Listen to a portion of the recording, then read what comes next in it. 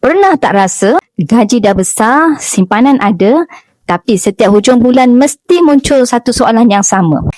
Mana duit saya ni pergi? Sebenarnya masalah dia simple tuan-puan.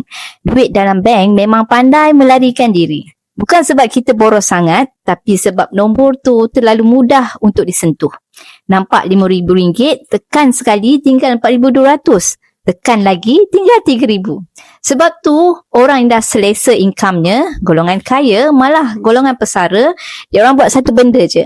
Dia tukarkan duit yang senang hilang jadi emas yang sukar berganjak.